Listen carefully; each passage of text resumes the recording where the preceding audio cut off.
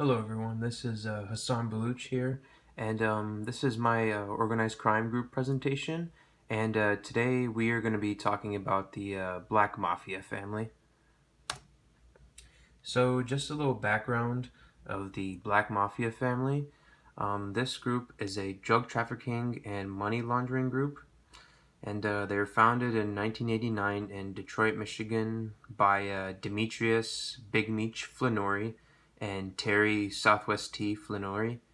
And just to this previous slide, the guy in the green here, or even the looks like a Green Bay Packers jersey, that is Demetrius Flannery, and the guy in the blue hat to the left is Chad Brown, and we will get to him later. So this group includes many territories throughout the U.S. They have two main headquarters, which are located in Atlanta, Georgia, and Los Angeles, California. And primarily, their main states of operation when they were in business were, of course, Georgia and California. But as you can see, they had many territories throughout many states of the United States. And it is known that the Black Mafia family made over $270 million from the business that they ran. So to continue on, just I'd like to add some quick information on the founders. So Demetrius Flannery was born in 1968 in Cleveland, Ohio, and his brother Terry Flannery was born in 1972 in Detroit. And Demetrius, he was the main leader, and then his brother Terry was like the co-founder of the group. So Demetrius operated the headquarters in Atlanta, Georgia, and then Terry Flannery operated the headquarters in Los Angeles, where he primarily handled shipments that were coming from the Mexican drug cartels that they would get for their business. So just to start off with a quick little background, another more background as well of how the group started. So in 1986, Demetrius and Terry Flannery, they joined a group that was known as the 50 Boys Gang that was led by Edric Boyd. And also during their year, what really got their business going was during their years in high school in the late 1980s. They started off by selling bags of cocaine that were worth up to $50, and they would just go around the city of Detroit and just sell the cocaine. And also based on a 2-year federal investigation, just for a quick fact, it is estimated that the Black Mafia family had a total of over 500 members in their years of operation. And by the year 2000, they established many cocaine distribution sales throughout many states in the U.S., and these are from shipments of cocaine that came from Mexico. And this group, that was their primary business, is they were selling cocaine at first, and then initially then they tried to legitimize their business. But in terms of organized crime, their main business was drug trafficking by selling cocaine. So eventually in 2000, Demetrius Flannery created what is known as the BMF Entertainment. And so when that happened, Big Meech, he entered the group into the hip hop industry, which served as a promotion and a record label for which their group served as a promotion agency and record label for hip hop music. But primarily, he created the BMF Entertainment to make it as a front organization to launder money from their sales of cocaine. But their primary goal was to legitimize their business, just like what we talked about in our previous discussion was about reasons and how an organized crime group, why they'll become legitimate and how they'll become legitimate. So this is how the BMF did it. So then the BMF Entertainment became known, and were, of course, they were already known and associated to many famous artists, which included Fabulous, Young Jeezy, T.I., and Jay-Z, which are all still very popular to this day. And once BMF Entertainment was created, the group created the name Black Mafia Family, since at first they did not have a name for them, so that's when they got their name. And then a guy by the name of Barima Blue Da Vinci McKnight was the sole artist for the BMF Entertainment. And according to him, Demetrius Flannery operated the BMF Entertainment legally while they were in the music industry. It was just their side activities is what was illicit. So to continue on, we're gonna head into what's called Operation Motor City Mafia, and this is when a big investigation of the BMF began, and it was operated by the DEA's Special Operations Divisions. So primarily investigations began. So what the DEA started doing, they how it kind of was is they what they were called wiretaps, is they were able to wiretap into the group, and somehow they were able to get more evidence on the activity of their crimes. So the investigations also first start off when um, when many drugs were seized by the DEA, and also specific members of the BMF became informants for the DEA, which that when would then later they would testify against Demetrius and Terry Flannery. So members who testified included Jabari Hayes, Raphael Allison, DeCarlo Hoskins, Amari McCree, and Jeffrey Lear. And during these drug seizures, there were over 100 milligrams of cocaine found, and also over 500 grams of marijuana. And in this picture right here, this is a documentary, and it's also a book that was created by Jabari Hayes, and it just it seems to really go into detail about the about the group, what they did, what their activities were, what went on with them, and it seems to really make show a good idea of what it was, since Jabari Hayes was part of the group. So if anyone ever wanted to check that out, again, it's called Miles in the Life. So to continue on to testimonies. So in January 2005, Amari McCree, he identified Demetrius Flannery as the source of the cocaine, and Chad J-Bo Brown was identified as the supplier for the group, meaning he supplied the cocaine to them. So Chad Brown was actually the guy in the opening slide that was sitting to the left of Demetrius. He was wearing the white jacket and blue hat. That was Chad Brown. And this vehicle right here was one of the Lincoln Navigator limousines that one of the members had, and it was one of the vehicles used to transport and deliver the cocaine, and it was eventually it was eventually seized by the DEA when they found stashes of drugs hidden in one of the compartments. So continuing on with the testimonies, again, this picture right here was a picture was where the DEA found stashes of money, and also stashes of cocaine that were being transported. So based on the testimony of the BMF members, BMF, they operated in 5 stash houses in Atlanta.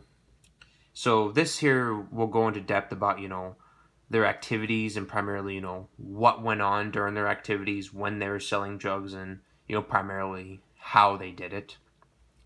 So vehicles arrived with 100 to 150 kilograms, and they were stashed in secret compartments of their vehicles. Again, like in this Lincoln Navigator limousine, this was a secret compartment. And cocaine was usually sold at $20,000 per kilogram.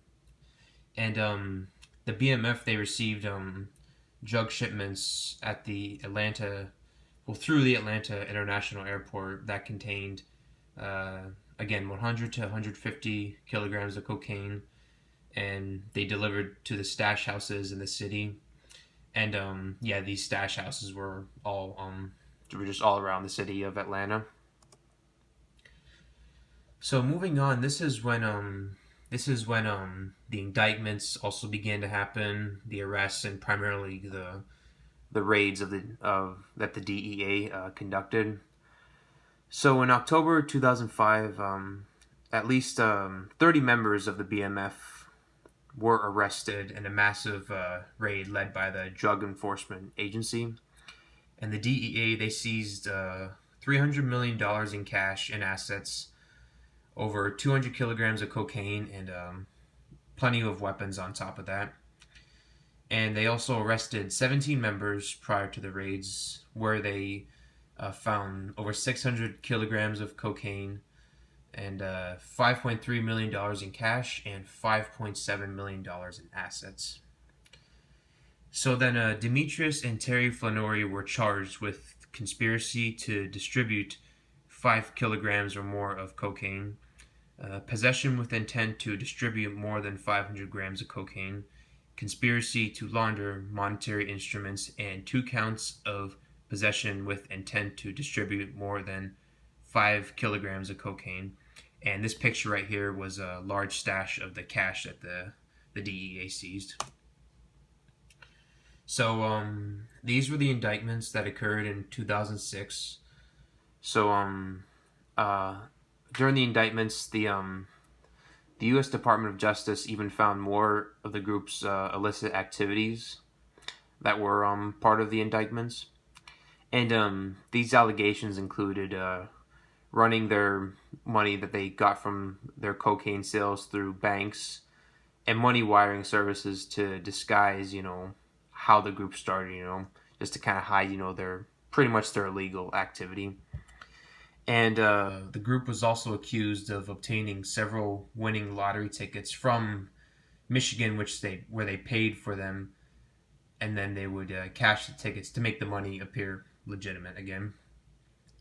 And the indictments also confiscated over 30 pieces of jewelry, 13 properties, vehicles including the Lincoln limousine, BMWs, Range Rovers, and Aston Martin, Bentleys, plenty of bank accounts, and of course the $270 million that were made within these years of the Black Mafia family.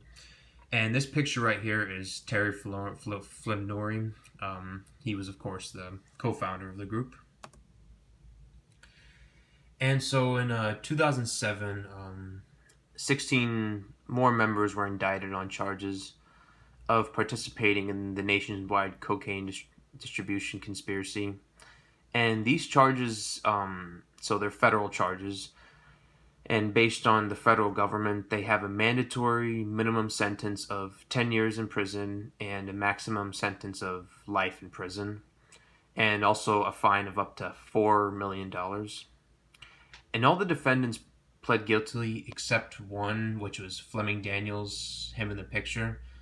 And with all these indictments, this was considered the end of the BMF and the BMF entertainment, primarily for the most part. But Fleming Daniels, he also went to court for other crimes. He was involved in the murder of a person, so he had more on top of that, including this trial, but also he got a more severe sentence with his other crimes as well. So Blue Da Vinci, which was the sole artist and rapper of BMF, he was sentenced in 2008 with a sentence of 5 years and 4 months in prison, and he's out now. He's apparently currently within the last 8 years or so. He he created more music as well. So yeah, he's been staying active. So in conclusion, then both Terry and Demetrius Flannery pled guilty to their organized crime operation. And in September 2008, they were both sentenced to 30 years in prison. Demetrius Flannery is scheduled to be released in 2032, and he will be 64 years old when he gets released.